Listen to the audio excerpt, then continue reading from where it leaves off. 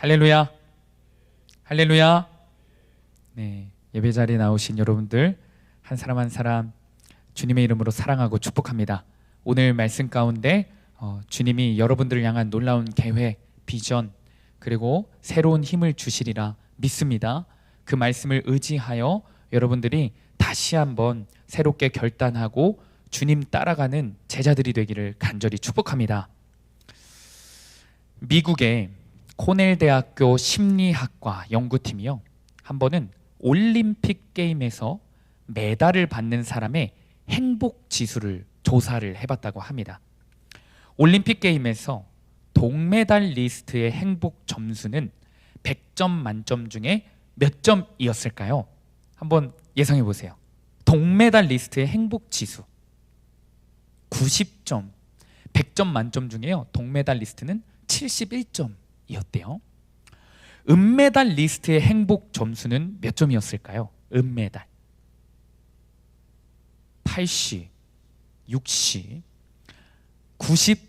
네, 은메달리스트의 행복 지수가 동메달리스트보다 떨어졌습니다. 48점이었다고 합니다. 은메달은 분명 동메달보다 높은 성적임에도 불구하고 금메달리스트와 비교하기 때문에 귀한 성적과 귀한 메달을 실망스럽게 받아들인다는 겁니다. 반면 동메달리스트는 까딱 잘못했으면 4위밖에 못해서 메달도 못 땄을 뻔했기 때문에 행복 점수가 크게 나타난다라는 연구 결과였습니다.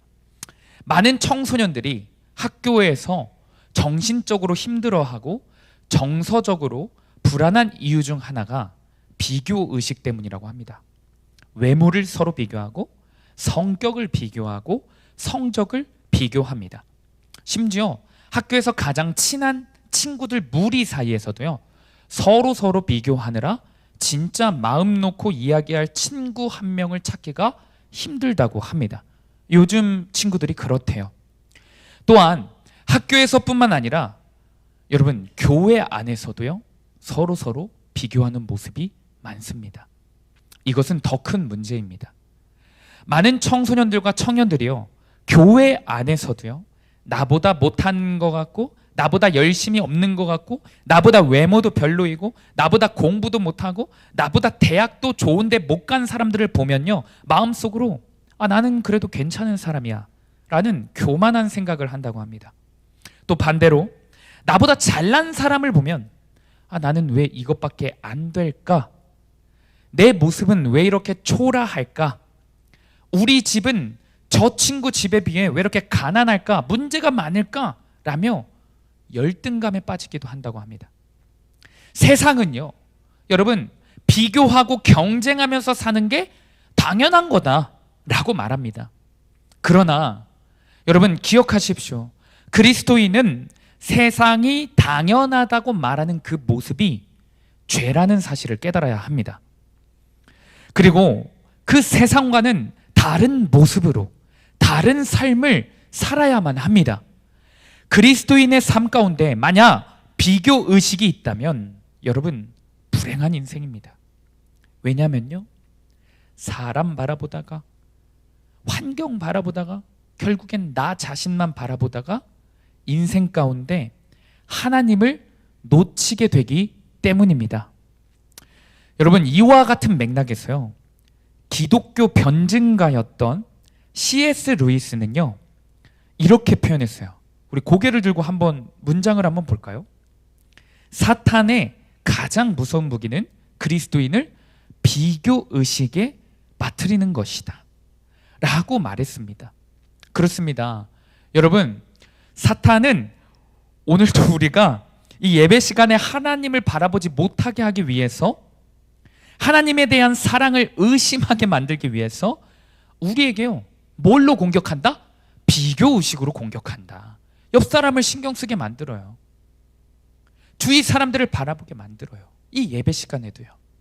자, 그렇다면 이 사탄의 무기인 비교의식을 어떻게 이길 수 있겠습니까? 그들의 공격에 흔들리지 않고요, 하나님에 대한 믿음을 어떻게 지킬 수 있을지 오늘 한번 말씀을 통해 살펴보고자 합니다. 간절히 바라기는, 간절히 축복하기는 오늘 말씀을 통해 여러분이 하나님의 특별한 사랑을 받는 하나님의 아들, 딸임을 깨닫고 비교 의식으로부터 벗어나는 은혜가 있기를 간절히 축복합니다. 첫 번째 메시지입니다. 우리 한 목소리로 읽어보겠습니다. 시작! 비교하느라 하나님의 성전을 포기하면 안 됩니다. 이스라엘 백성이요, 여러분, 이스라엘 백성이 긴 세월 동안 우상 숭배에 빠져 있었습니다. 그래서 하나님께서는 바벨론이라는 나라를 사용하셨어요. 그래서 이스라엘 백성들에게 70년 동안 바벨론에 끌려가서 포로 생활을 하게 합니다. 몇 년 동안요? 70년 동안. 굉장히 긴 시간이죠. 회초리를 드신 거예요. 그러나 하나님이요, 70년 만에 다시 한번 은혜를 베푸셨습니다. 포로 기간 70년 만에 하나님께서요, 바벨론이라는 나라를 혹시 어느 나라를 사용해서 무너뜨린지 아십니까? 혹시? 역사적으로? 바벨론이라는 나라를요, 어느 나라를 사용해서 무너뜨리셨어요? 혹시 아는 사람? 오, 이거는 근데 힌트를 다 준 거라서 뭐 페루겠어? 그치? 페르시아입니다. 페르시아를 사용해서 바벨론을 무너뜨리고요, 페르시아의 어떤 한 왕을 사용하셔서 포로들을 다 풀어줘라 라는 칙령을 내리게 됩니다. 페르시아의 어떤 왕이었을까요?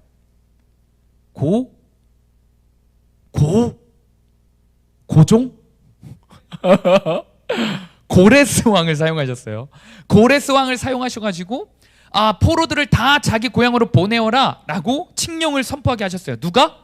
고레스가? 누가? 하나님이요. 이스라엘이 하나님의 용서와 하나님의 주권과 하나님의 역사로 자신들의 땅에 돌아왔어요. 얼마나 감격스럽겠습니까? 70년 만에 포로를 탈출한 거예요.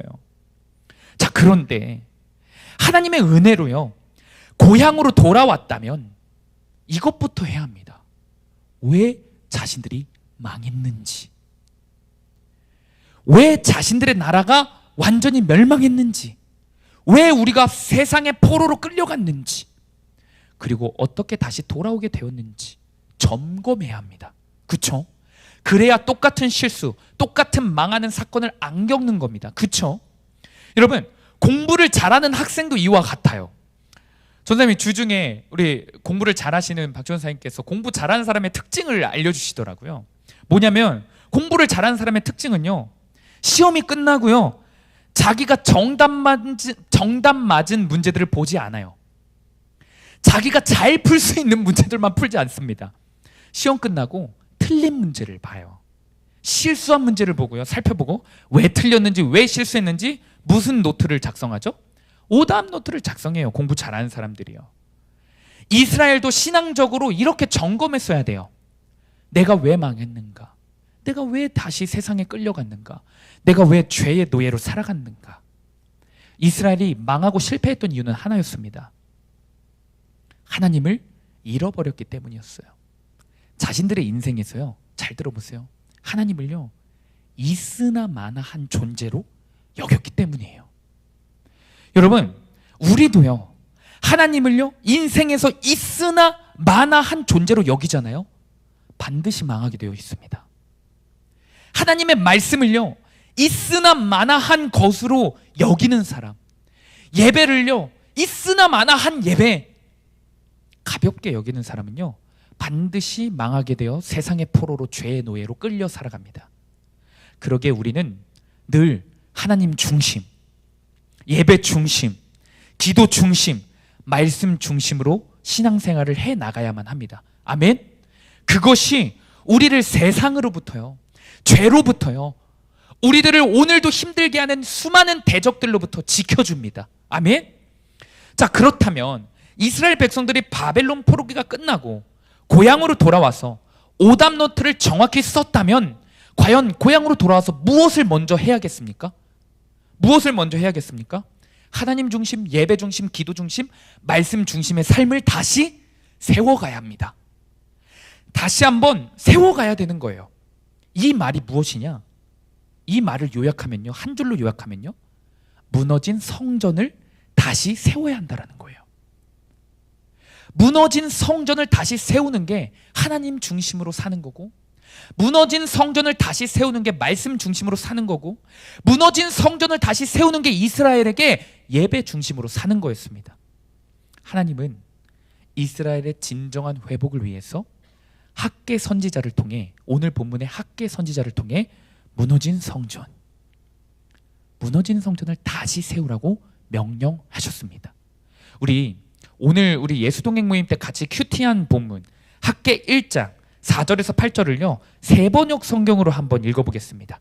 우리 세번역 성경으로 한 목소리를 읽어보겠습니다. 시작. 성전이 이렇게 무너져 있는데 지금 너희만 잘 꾸민 집에 살고 있을 때란 말이냐? 나 만군의 주가 말한다. 너희는 살아온 지난 날을 곰곰이 돌이켜 보아라. 너희는 씨앗을 많이 뿌려도 얼마 거두지 못했으며, 먹어도 배부르지 못하며, 마셔도 만족하지 못하며, 입어도 따뜻하지 못하며, 품꾼이 품삯을 박아도 구멍난 주머니에 돈을 넣음이 되었다. 나 만군의 주가 말한다. 너희는 각자의 소행을 살펴보아라. 너희는 산에 올라가서 나무를 베어다가 성전을 지어라. 그러면 내가 그 성전을 기껍게 여기고 거기에서 내 영광을 드러내겠다. 나 주가 말한다. 아멘. 여러분, 이스라엘 백성이 다시 한번 회복하기 위해서, 무너진 삶이 회복하기 위해서는 무엇부터 세워야 합니까? 무너진 성전부터 세워야 합니다. 우리의 인생도 이와 같습니다. 특히 하나님께서, 여러분 잊으면 안 되는 게요, 우리의 마음이 예수님께서 뭐라고 하셨냐면 성전이라고 하셨어요. 우리의 마음이요 주님이 계신 거룩한 성전이라고 바울을 통해 말씀하셨습니다. 고린도전서 3장 16절에서 17절 말씀입니다. 세번역 성경으로 함께 읽겠습니다. 시작. 여러분은 하나님의 성전이며 하나님의 성령이 여러분 안에 거하신다는 것을 알지 못합니까? 누구든지 하나님의 성전을 파괴하면 하나님께서도 그 사람을 멸하실 것입니다. 하나님의 성전은 거룩합니다. 여러분은 하나님의 성전입니다. 아멘. 내 인생이, 내 마음이 하나님의 성전인 것을 믿으시는 분만 큰 목소리로 아멘 하시기 바랍니다. 우리의 인생이요, 그렇다면 우리의 인생이 음란함으로 무너져 있다면 우리의 성전은 이미 파괴된 거예요. 우리의 인생이요 게으름과 교만으로 무너져 있다면 우리의 성전은 이미 무너진 겁니다. 황폐해진 거예요. 우리의 인생이요 세상의 가치로 가득 차 있다면요 우리의 성전은요 이미 더럽혀진 겁니다. 그런 우리에게요 하나님은 다시 한번 이 예배의 자리를 허락하셨습니다. 말씀 듣는 이 자리를 다시 한번 허락하셨습니다. 여러분, 그 이유가 무엇이겠습니까? 여러분에게 예배를 허락하신 이유, 여러분에게 말씀 공동체를 허락하신 이유가 뭘까요? 그냥 우리들끼리 즐거우라고, 그냥 우리들끼리 놀라고, 그냥 우리들끼리 맛있는 거 먹으라고, 그래서 이 교회를 허락하셨을까요? 아니에요. 그 이유는 하나입니다. 여러분들의 삶에 무너진 성전을 다시 건축하기 위해서, 다시 거룩한 삶을 살아가게 하기 위해서, 그래서 우리를 이곳에 하나님께서 부르신 겁니다. 믿으시는 분만 큰 목소리로 아멘 하시기 바랍니다. 오늘 말씀을 통해 우리는 오늘 이 예배 자리에서 무너졌다면, 거룩한 성전의 삶이 무너졌다면 다시 견고히 세워야 합니다. 말씀을 듣고 새 힘을 얻어서 다시 한번 견고히 세워야만 합니다. 이스라엘도요 학개 선지자의 이 명령, 하나님의 말씀을 듣고 다시 성전을 건축하기 시작했어요. 그런데요 여러분, 하루 이틀 학개 선지자의 말씀을 듣고 성전을 건축하기 시작했는데 시간이 지나면서 오늘 본문에 위기가 찾아와요. 위기. 어떤 위기냐? 성전을 다시 열심히 지었어요. 말씀을 듣고 열심히 짓고 살아가고 있는 이스라엘 백성들이요 어떤 위기가 찾아오냐? 스스로 포기하는 위기가 찾아옵니다. 다른 누가 시킨 것도 아니에요. 스스로 성전 건축하는 것을 스스로 포기하는 위기가 찾아옵니다. 1명, 2명, 3명, 점점 많은 사람들이 성전을 재건하는 게 의미 없다고 생각하기 시작했어요.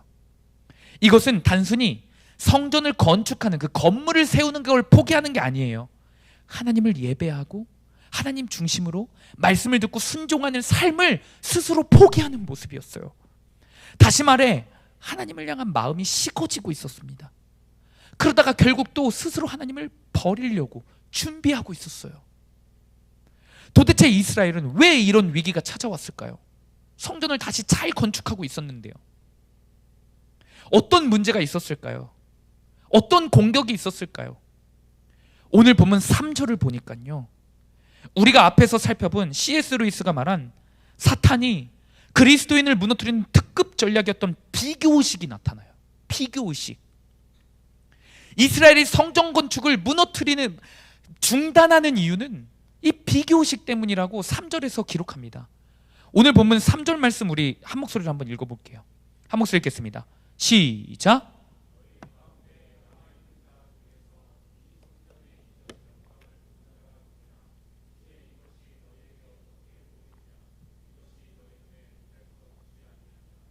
자, 포로기에 돌아온 이스라엘 백성들 사이에서는요, 나이가 엄청 많은 사람들이 있었어요. 이들은 포로에 끌려가기 전에 자신들의 이스라엘에 얼마나 크고 화려한 성전이 있었는지 알았어요. 이들이 경험했던 성전이요, 솔로몬 왕이 세웠던 솔로몬 성전이에요.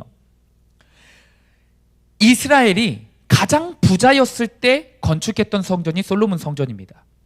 세계 최고의 목재들을 사용했어요. 웅장한 크기를 자랑했습니다. 구석구석마다요, 여러분, 화려한 보석들로 채워졌어요. 성전이요, 진짜 다 황금이에요. 막 구석구석마다 보석들이 세워져 있습니다. 얼마나 강했으면, 얼마나 부자였으면. 그러나 오늘 본문, 학개 선지자와 함께 성전을 짓고 있는 이 성전은요, 솔로몬 성전에 비해 작아요. 초라합니다. 사용되는 건축 재료들도요, 솔로몬 성전과 비교했을 때 볼품이 없어요. 아주 값싼 재료들을 사용하는 거예요. 전도사님들이 모형 그림을 갖고 와봤어요. 지금 보여드리는 이거는 솔로몬 성전이에요. 솔로몬 성전. 웅장하고요, 화려하고요. 요 안에 보면요, 자세히 보면요, 여러분, 황금이 가득해요. 황금이 가득합니다. 크기도 엄청납니다. 모양도 엄청나요. 깎아서 만들고 아름답게 견고하게, 모양물들도 얼마나 아름다운지 모릅니다. 그러나 반대로 모형을 보면요, 이게 지금 학개서에서 건축하고 있는 스룹바벨 성전이라는 거예요. 초라합니다. 재료도 뭐 그냥 볼품없는 재료들을 사용했어요. 크기, 뭐 인력, 그러다 보니까 시간도 오래 걸리고요. 여러분, 오늘 본문 말고요, 에스라서 3장 12절에 13절을 보면요, 이런 말씀도 기록되어 있습니다. 이들이 얼마나 비교를 하면서 우울감에 빠져 있는지 나타나요. 우리 에스라 3장 12절에서 13절 말씀 우리 한 목소리로 한번 읽어볼게요. 시작. 제사장들과 레위 사람들과 나이 많은 족장들은 첫 성전을 보았으므로, 이 첫 성전이 솔로몬 성전을 의미합니다. 다시 한번 읽겠습니다. 이제 이 성전의 기초가 놓임을 보고 대성통곡하였으나 여러 사람은 기쁨으로 크게 함성을 지르니. 성전의 기초가 놓임을 보고요, 어떤 사람들이 대성통곡했대요. 회복한 거거든요. 포로기에 돌아와서 다시 한번 그 멋진 성전을 재건하는 거예요. 하나님이 회복을 명하셨어요. 다시 성전을 건축할 힘을 주신 거예요. 그런데 대성통곡해요. 왜? 첫 번째 성전, 솔로몬 성전을 보고 비교했을 때 너무나도 초라한 거예요. 우리가 방금 읽은 이 에스라 말씀은요, 오늘 학개 본문보다요 조금 지난 과거의 사건이에요. 이때는 포로기 끝나고 처음 돌아왔을 때 성전 공사를 처음 시작했을 때를 의미합니다. 그런데 지금 본문은요, 성전 공사가 어느 정도 진행되고 난 다음이에요. 이해가 가시죠? 그런데 성전 공사가 처음 시작할 때부터 지금까지 장로들은 울고 있었던 거예요. 비교하면서요. 첫 성전을 보았으므로. 솔로몬 성전에 비해 지금 성전이 너무나도 작고 초라한 거예요. 없어 보인다는 거예요.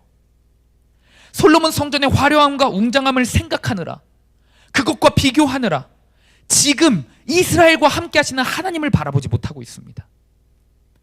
성전 기초 공사 때부터 지금 중간에 이르기까지 이 비교의식은 끝나지 않고 이스라엘을 괴롭히고 있는 거예요. 결국 처음에는 나이가 많은 사람들만 비교의식에 사로잡혔는데 이 비교의식이요 이스라엘 전체에 퍼져나갑니다. 이스라엘 백성 전부가 솔로몬 성전보다 화려하지도 않은 거 이 모양 이 꼴로 지어봤자 있으나 마나한 성전 아니야? 우리는 이미 저 강력한 세상 나라들에 비해, 페르시아에 비해, 과거의 바벨론에 비해 너무나도 약해. 보잘것없는 인생이야. 이 성전 지어봤자 뭐 우리나라 달라질까? 이런 생각을 갖기 시작한 겁니다. 오늘 본문 3절 말씀을요 공동 번역으로 보면요 처참해요. 이스라엘 백성의 패배의식이요 처참합니다. 우리 한 목소리로 한번 읽어볼게요. 시작. 이 성전이 예전에는 얼마나 영광스러웠더냐.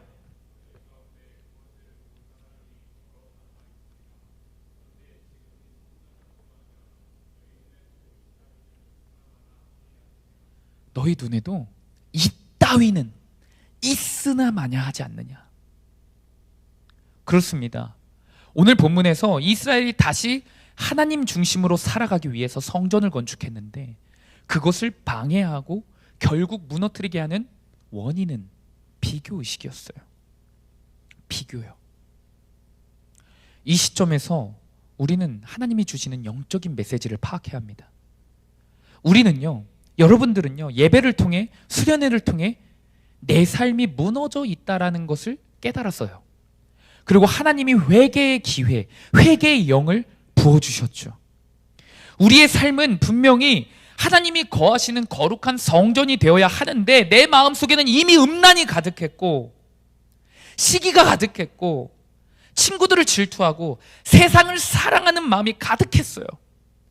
거룩한 하나님의 성전이 이미 무너진 삶을 살아왔어요. 그러니 우리의 삶은 세상의 포로, 죄의 노예로 살아간 거 아닙니까? 그러나 하나님께서 수련회 가운데 예배를 통해 또다시 말씀을 통해 은혜를 주셨죠. 회복시켜 주셨죠. 찔리게 하셨고 무너진 삶에 대해 애통하게 하셨고 회개케 하셨습니다. 아멘? 그래서 우리는 결단했습니다. 하나님, 제가 다시 무너진 삶을 세우겠습니다. 하나님, 제가 음란을 버리고 거룩한 삶을 살아가겠습니다. 예배와 말씀을 최우선으로 여기고 세상의 가치와 세상 친구들보다 하나님을 사랑하겠습니다 라고 고백했어요. 그런데 우리는 또다시 삶으로 돌아가자마자 우리 눈에 보이는 게 뭡니까? 우리의 시선에 들어오는 게 뭡니까? 여전히 화려하고 여전히 찬란한 쾌락적인 세상이 보입니다. 그리고 그 세상에 사는 교회를 다니지 않는 대부분의 친구들이, 그 친구들의 삶이 보이기 시작해요. 나보다 더 자유로워 보입니다. 하고 싶은 거 다 하고 살면서 죄책감 느끼는 게 아니라 행복해 보입니다. 반대로 나는 어떻죠? 말씀대로 산다고 하는 나, 무너진 성전을 다시 한번 거룩한 삶을 산다고 하는 나, 큐티를 해도요, 기도를 해도요, 예배를 드려도요, 다른 세상 친구들에 비해 더 나은 삶을 사는 것 같지가 않아요. 행복해 보이지도 않아요. 그래서 어떤 친구들이 실제로 이런 말을 합니다. 마음속으로 하는 친구들도 많겠죠. 세상 사람들은, 세상 친구들은 편안해 보이고 자유로워 보이고 심지어 여유로워 보여요. 그리스도인보다 더 있어 보입니다. 그러나 그리스도인들은, 교회 다니는 청소년들은 여유도 없어 보이고 행복해 보이지도 않고 늘 쫓겨 사는 사람들 같아요. 그러면서 세상 사람들을 부러워합니다. 세상 사람들의 자유, 화려함, 그것과 자신의 삶을 비교하며 하나님께 예배드리는 삶, 말씀드리고 순종해야 하는 자신의 삶을 초라하게 생각해요. 그리고 이렇게 살아가죠. 말씀대로 살아봤자 아닌가? 하나님 믿어봤자 아니야? 특별한 거 있어? 오히려 세상 친구들보다 뒤떨어지는 것 같잖아. 세상의 친구들은 화려하고 자유로워 보이고 뭔가 더 여유로워 보이잖아. 좋아 보여. 모르겠다. 은혜고 뭐고 거룩한 삶이고 뭐고 말씀이고 뭐고 그냥 다 포기하자. 이렇게 마음 먹습니다. 사랑하는 여러분, 기억하십시오. 세상 친구들의 자유로움, 세상 친구들의 화려함, 세상 친구들의 삶을 내 삶과 비교하잖아요. 우리는 하나님을 잃어버려요. 세상은 자극적이고 세상은 좋아 보이거든요. 하나님께서 이런 말씀을 하신 적이 있어요. 사탄은 광명한 천사의 모습으로 다가온다고요. 세상 사는 사람들이, 세상을 살아가는 친구들이요, 천사와 함께하는 삶을 살아가는 것처럼 보여요. 행복해 보여요. 그러나 여러분, 그 삶을 부러워하는 순간, 그 삶을 바라보는 순간 우리는요, 마귀의 유혹에 사로잡히는 거예요. 우리는요, 그 순간 하나님을 있으나 마나 한 존재로 여기게 됩니다. 단순히 세상과 비교할 때만 하나님을 잃어버리는 건 아닙니다. 교회 안에서도요, 믿음의 공동체 안에서도요, 지체들, 우리 옆 사람들을 비교할 때요, 그때도 하나님을 잃어버리는 경우가 많아요. 한 친구가요, 수련회를 통해 예수님을 깊이 만났습니다. 그리고 깊이 만나서 그 친구에게 인생의 변화가 일어났어요. 어떤 변화냐? 이 친구는 예배가 너무 지루했고 예배가 너무나도 싫어했던 친구입니다. 그러나 하나님의 말씀이 들리고 예수님을 만나니까, 은혜가 있으니까 예배 시간이 너무 기쁘고 행복해졌어요. 예배 시간마다 하나님을 만나니까 행복한 거예요. 그런데 어느 날부터인가 이 친구가 예배 가운데서 하나님을 못 만나기 시작했어요. 말씀에 집중을 못 하겠대요. 은혜가 없대요. 이야기를 들어보니 어느 순간부터 예배 시간에 다른 친구들이 은혜를 받는지 안 받는지, 큐티 나눔할 때 저 친구는 큐티를 잘 나누는지 안 나누는지, 어떤 적용을 했는지 못 했는지, 전도사님들에게 어떤 평가를 받았는지 못 받았는지, 칭찬을 듣는지 욕을 먹는지 신경이 쓰인다는 겁니다. 그러다 보니까 자기가 잘하고 은혜 받는 사람이 있으면, 자기보다 잘하고 은혜 받는 사람이 있으면 자기가 초라해진다는 거예요. 또 자기보다 못하는 사람, 저렇게 예배 시간에 졸고, 안 졸았어? 아 그래? 졸았어 안 졸았어? 오 그래? 아 미안, 녹취를 하고 있었던 거래요. 자, 자기보다 예배 시간에 집중도 못하고, 자기보다 은혜를 못 받는 것 같고, 기도할 때 뜨겁게 기도하지 못하는 것 같은 사람들 보면요, 자기가 교만해져요. 아 그래도 나는 괜찮네, 쟤보다. 사람들 바라보느라 예수님을 놓칩니다.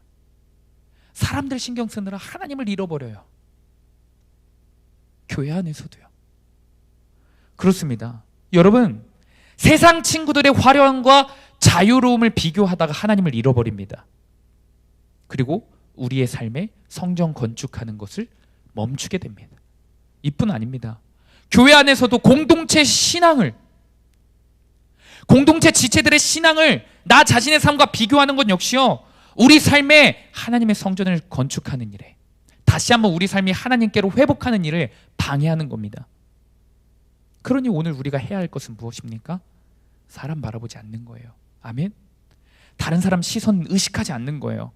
하나님만 바라보고 하나님 앞에 그저 내가 더럽게 살았고 내가 정직하지 살지 못했던 그 삶을 하나님만 바라보고 고백하고 하나님만 바라보고 말씀을 통해 회개하는 거예요. 아멘? 다시 한번 하나님의 말씀에만 집중하는 겁니다. 그런 은혜가 있기를 간절히 축복합니다. 옛날에요, 하나님께 기도하는 자리에서 절대 일어나지 않고 계속해서 기도하고 말씀을 읽는, 그냥 24시간 거의 하나님께 기도하고 말씀을 읽는 귀한 수도사가 있었다고 합니다. 그래서 마귀들이 비상에 걸렸어요. 이 수도사를 무너뜨릴 방법을 마귀들이 모여서 회의를 했대요. 처음에 한 마귀가 와서 야 금덩이로 한번 유혹해보자. 그래서 금덩이로 유혹했다고 합니다. 이 수도사가 쳐다도 보지 않고 하나님께 열심히 기도하고 말씀을 다시 읽는 삶을 살았어요. 그리고 또 다른 마귀가 이번에는 아리따운 여성을 섭외했어요. 그래서 유혹했어요. 이 수도사가요, 눈도 깜빡하지 않고 기도의 자리를 지켰대요. 그리고 이번에 조금 고수인 마귀가 와서 하나님을 한번 의심하게 해보자. 그래서 생각을 불어넣었대요.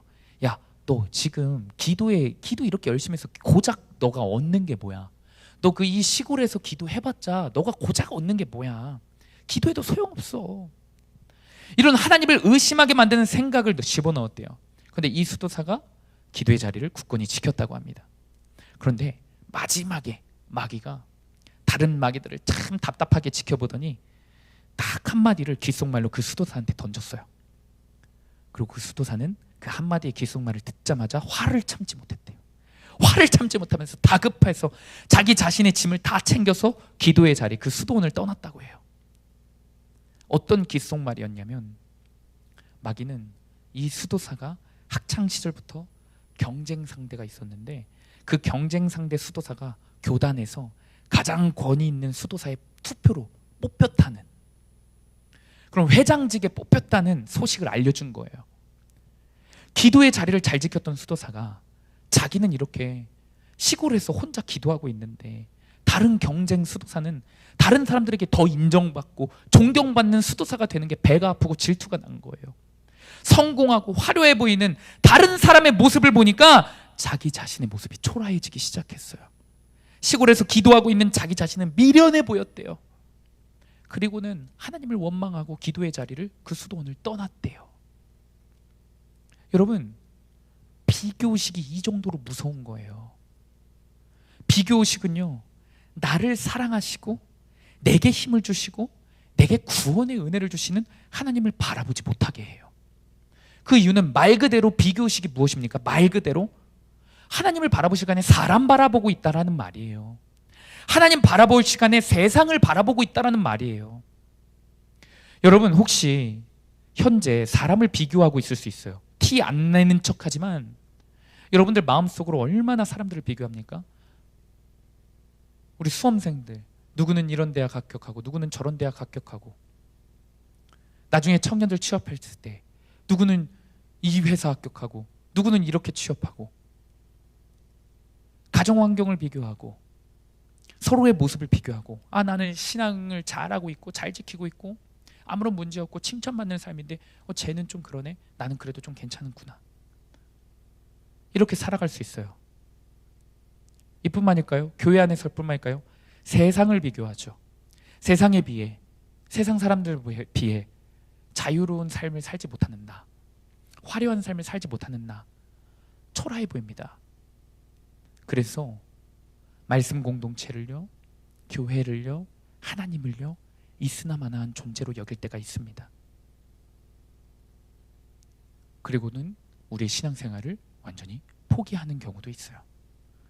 그러나 여러분, 이런 삶에서 우리가 반드시 깨어서 하나님 말씀에 다시 한번 집중해야 합니다. 이런 삶에서 돌이켜야 합니다. 세상을 바라보고요, 세상 친구들의 자유로움을 바라보는 것을 멈춰야 합니다. 믿음의 공동체 한 사람 한 사람들을요, 서로 비교하는 것을 멈춰야 합니다. 그리고 우리 모두가 동일하게 한 곳을 바라봐야 돼요. 어디입니까? 예수 그리스도의 십자가를 바라봐야 합니다. 아멘. 표대를 향하여 한 곳만 바라보고 함께 걸어가는 사람들이에요. 우리는 서로를 바라보고 걸어가는 게 아니라요, 우리는 함께 손잡고 한 곳, 예수 그리스도, 우리 모두를 사랑하시고 나를 위해 십자가 지신 예수 그리스도 한 분만 바라볼 때 우리는 다시 한번 성전 건축을, 다시 한번 우리 삶의 무너진 삶을 회복할 수 있게 되는 겁니다. 하나님은요, 오늘도 이 예배에서 여러분 한 사람 한 사람 만나주십니다. 아멘.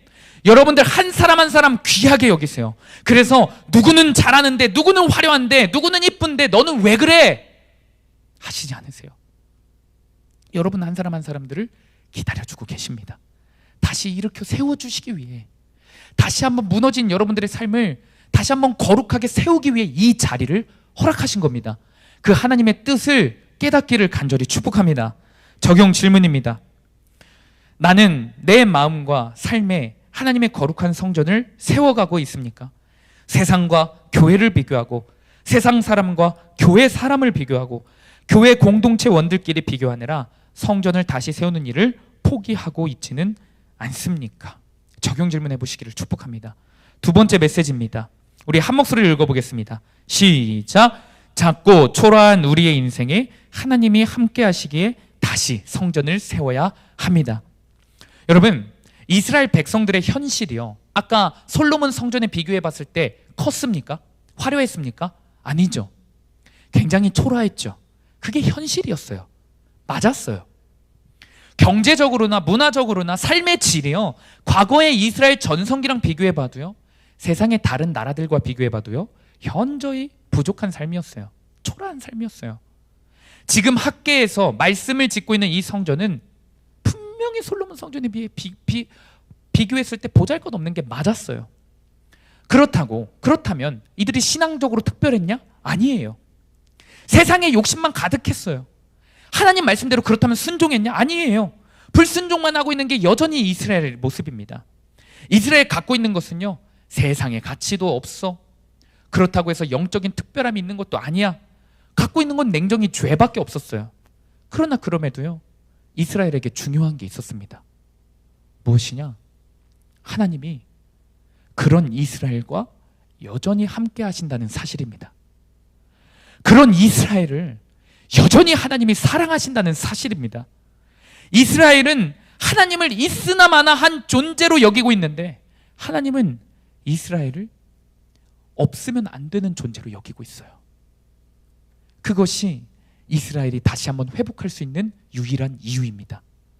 하나님께서 비교의식에 갇혀서 성전 짓기를 포기하려는 오늘 본문의 백성들에게, 자신들의 삶이 너무 초라하다고 우울감과 좌절에 빠진 이 백성들에게 말씀하세요. 오늘 보면 4절이에요. 우리 한 목소리로 읽겠습니다. 시작. 그러나 여호와가 이르노라. 스룹바벨아 스스로 굳세게 할지어다. 여호사닥의 아들 대제사장 여호수아야 스스로 굳세게 할지어다. 여호와의 말이니라. 이 땅 모든 백성아 스스로 굳세게 하여 일할지어다. 내가 너희와 함께 하노라. 만군의 여호와의 말이니라. 아멘. 포기하지 말고 스스로 굳세게 할지어다. 포기하지 말고 스스로 굳세게 할지어다. 스스로 굳세게 할지어다. 3번이나 강조해서 성전 건축을 포기하지 말라고 하세요. 지도자들에게만 하신 게 아닙니다. 이스라엘 백성 한 사람 한 사람에게 하나님이 직접 말씀하시는 거예요. 용기를 내어라. 힘을 내어라. 다시 일어서라. 다시 일해라 하는 거예요. 그런데 여러분, 생각해보면 이런 말은 누구나 할 수 있어요. 힘들어하는 사람에게, 우리 옆 사람 한번 쳐다볼까요? 힘들어 보입니까? 행복해 보입니까? 힘들어하는 사람에게요, 너 마음 강하게 먹어야 돼. 너 힘내야 돼. 넌 할 수 있어. 자기 자신의 인생을 초라하게 생각하는 사람에게요, 누구든지 너 마음을 강하게 먹어야 돼. 스스로 굳세게 해야 돼. 포기하면 안 돼. 라고 말로 격려할 수 있죠. 그렇죠? 그러나 하나님은요, 사람과 달라요. 아무런 근거 없이, 움직임 없이, 조치 없이 말로만 격려하시는 분이 아닙니다. 스스로 굳세게 하라는 말씀은 너 또다시 너 혼자 힘으로 노력해서 성전 건축을 이뤄내야만 해. 안 그럼 너 죽어. 안 그럼 너 지옥 가. 안 그럼 너 혼나. 더 노력하지 않아서 네가 그렇게 되는 거야. 혼내는 말씀, 잔소리같이 들릴 수 있죠. 그러나 여러분, 이 말씀조차요, 분명한 하나님의 사랑과 의지와 결단이 담겨있는 말씀입니다. 스스로 굳세게 할지어다. 다시 일어나 성전 건축을 할지어다. 내가 너와 함께하기 때문에. 내가 너와 함께 할 거야. 내가 너와 함께 할 거니까 마음 강하게 먹을 수 있어. 다시 성전 건축할 수 있어. 너 혼자 하는 거 아니야. 이 세상을 지으시고 이 세상의 땅과 바다를 다 움직이고 진동케 할 수 있는 내가 너와 함께 할 거야. 아멘. 그러니 너는 작지 않아. 그러니 너는 초라하지 않아. 스스로 굳세게 마음을 먹을 수 있어. 다시 성전을 지을 수 있어. 라고 말씀하시는 겁니다. 여러분, 오늘 본문 이 말씀을 통해 저는요, 한 주간 뜨거운 하나님의 사랑을 느꼈습니다. 나를 향한, 여러분들을 향한 놀라운 하나님의 뜨거운 사랑이 느껴졌습니다. 단순히 여러분들에게 명령만 하시고 뒤로 빼시는 분이 아니라 하나님이 여러분들과 함께 하십니다. 뿐만 아닙니다. 하나님의 뜨거운 사랑은 계속됩니다. 하나님이 내가 언제까지 너와 함께 할 거야 라고 알려주세요. 너가 말 잘 들을 때만, 너가 나한테 이쁜 짓 할 때만 너와 함께 하는 게 아니라, 너가 과거에 죄를 지었을 때, 죄 가운데 완전히 빠져 있을 때, 나를 있으나 마나 한 존재로 여길 그때에도 내가 너와 함께 하고 있었어. 그리고 앞으로도 함께 할 거야 라고 말씀하세요. 학개서 2장 5절입니다. 우리 한 목소리를 읽겠습니다. 시작.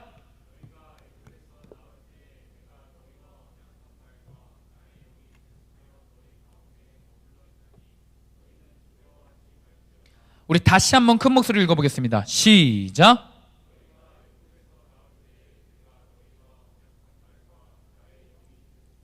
너희 가운데 머물러 있나니 너희는 두려워 말지어다. 아멘. 나의 말과 나의 영이 계속하여 너희 가운데 머물러 있나니 너희는 두려워하지 말라. 이게 분사형으로 쓰였습니다. 문법적으로 보면 뜻이요, 과거부터 현재까지 그리고 미래까지 하나님께서 너희들과 함께 하겠다, 너희를 떠나지 않겠다라는 약속의 표현입니다. 우리는 하나님을 내 감정이 뜨거울 때만 찾죠. 우리는 필요할 때만 여전히 찾죠. 그러나 하나님은 우리가 하나님에 대한 사랑이 식었을 때도, 우리가 하나님을 버리고 세상을 선택할 때도 우리 곁에 늘 머물고 계십니다. 아멘. 우리가 이스라엘 백성들처럼 하나님을 있으나 마나한 존재로 여기며 세상의 기준으로 세상을 부러워하고 사람들을 부러워할 때도 하나님은 우리와 함께 하시겠다. 그러니 두려워 말고 나와 함께 다시 한번 거룩한 삶을 살아내자. 다시 한번 말씀에 순종하는 삶을 살아내자 라고 말씀하고 계십니다. 미국 LA에서 올림픽이 열렸다고 해요. 그 올림픽이 열렸을 때 아주 키가 작고 체형 자체가 왜소한 한 동양 선수가 다이빙 종목에서 이변을 일으키면서 금메달을 땄다고 합니다. 그 선수가 인터뷰를 하는데 전 세계에 감동을 주었대요. 사실 다이빙이라는 종목은 키가 작고 체형 자체가 왜소하면 힘이 딸리기 때문에 불리하대요. 그럼에도 그 불리한 조건을 뛰어넘어 금메달을 딴 겁니다. 기자가 물어봤어요. 당신은 서양 선수들에 비교할 때, 서양 선수들과 비교해 볼 때 작은 체격을 가졌음에도 그들을 어떻게 뛰어넘고 화려하고 정확한 다이빙을 성공했습니까? 금메달의 비결이 무엇입니까? 라고 물어봤다고 합니다. 이때 다이빙 선수가 이렇게 얘기를 했대요. 저를 기다려주시고 저와 함께 해주셨던 어머니 때문입니다.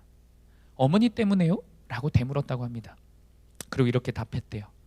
저는 어렸을 때 사실 다이빙 선수가 아니라 육상 선수였습니다. 그때도 작은 체격 때문에 늘 실패했고 다른 선수들과 경쟁하고 의식하다가 자주 넘어졌습니다. 그런데 그때 어머니는 늘 실패하고 넘어졌던 저에게 이렇게 이야기해 줬습니다. 사랑하는 딸아, 나는 너가 경기에서 1등을 하고 성공하는 모습보다 언제 가장 기쁜 줄 아니? 네가 넘어져서 다 포기하려고 할 때 그럼에도 불구하고 다시 일어나서 경기를 뛸 때 그때 그 모습이 가장 아름답더라. 네가 실패해도 넘어져도 다시 일어나는 모습이 1등하는 모습보다 내게 더 뿌듯했단다. 그럼에도 이 딸이요, 육상 선수로서의 삶은 결국에는 실패했대요. 그러나 그녀는 운동선수에 대한 꿈은 포기하지 않고 다이빙으로 종목으로 바꿨던 겁니다. 종목을 바꿨던 터라 실수도 많았고 지쳐서 넘어져 있을 때가 더 많아졌어요. 어머니는 걱정스러운 모습으로 그 딸을 지켜봤습니다. 그런데 넘어져 있을 때마다 어머니는 옆에서 똑같이 말씀해 주셨어요. 1등은 문제가 아니야. 나는 너가 운동하는 것 자체가 기뻐. 쓰러져도 무너져도 다시 일어나면 돼. 그 모습이 가장 아름다워. 딸은 높은 다이빙 스탠드에 올라갈 때마다 이 어머니의 모습, 이 어머니의 사랑을 떠올린다고 해요. 그러면 어머니가 나를 보고 기뻐하시겠지? 라고 생각하면서 그 어머니의 따뜻한 모습 가운데서 긴장이 풀려서 이렇게 좋은 성적을 거둘 수 있었던 겁니다. 설교를 준비하면서 이 인터뷰 내용을 보게 되었어요. 그런데 그때 하나님께서 나를 바라보실 때, 하나님께서 이스라엘을 바라보실 때 이런 마음이셨겠구나 싶었어요. 우리가, 저와 여러분들이 인생의 길을 가다가 넘어지고 또 넘어지죠. 성전 건축이 중단되고 멈추어지죠. 이런 실패가 반복되는 인생을 지금도 살아가고 있습니다. 그런데 그때 하나님께서 우리에게 이렇게 말씀하십니다. 내가 언제 가장 기쁜 줄 아니? 너가 실패해도 무너져 있어도 다시 일어설 때, 나를 바라보고 다시 일어설 때 가장 기쁘단다. 살다 보면 우리가 또 넘어지죠. 또다시 거룩한 삶을 살아야 함에도 또다시 죄를 선택해왔죠. 비교의식에 빠져서 나 자신이 초라해서 그냥 스스로 예배도 포기해버리고 거룩한 삶도 포기할 때가 많이 있습니다. 그러나 여러분, 하나님은 오늘도 여러분이 다시 일어나는 모습을 기다리고 계십니다. 그리고 그 모습을 가장 기뻐 하십니다. 너는 다른 애들에 비해 왜 이 모양이야? 너는 완벽하게 순종하지 못하는 거야 라며 우리를 다그치시는 게 아니라 오늘도 다시 해보자, 다시 일어서 보자, 그래 내가 함께 해줄게 라고 여러분들을 이 자리에서 기다리고 계신 그 하나님을 바라보기를 간절히 축복합니다. 비교의식에 빠져 낙심하는 사람들은 이렇게 말해요. 나는 할 수 없어, 나는 연약해, 그래서 하지 않을 거야, 포기할 거야 라고 말해요. 그러나 여러분, 하나님 말씀을 의지하는 사람은 이렇게 말합니다. 나는 할 수 없어, 나는 연약해, 나는 또 넘어졌어, 나는 또 무너질 사람이야. 그러나 나와 함께 하시는 하나님 때문에 나는 다시 할 거야 라고 말하는 사람입니다. 사랑하는 여러분, 나 자신만 바라보는 게 아니라, 옆 사람 바라보고 지쳐서 쓰러지는 것이 아니라 나와 함께 하시는 하나님을 바라볼 때 우리는 다시 한번 무너진 성전을 건축할 수 있게 됩니다. 간절히 바라기는 하나님을 바라보는 시선이 거룩한 시선, 따뜻한 그 마음이 회복되기를 간절히 축복합니다. 적용 질문입니다. 반복적으로 무너지는 나 자신에게 지쳐 다 포기하자 라는 마음을 먹고 있습니까? 그럼에도 나와 함께 하시는 하나님을 바라보며 다시 일어날 결단을 하고 있습니까? 우리 이 시간 오늘 말씀을 기억하면서 기도하며 나아가겠습니다.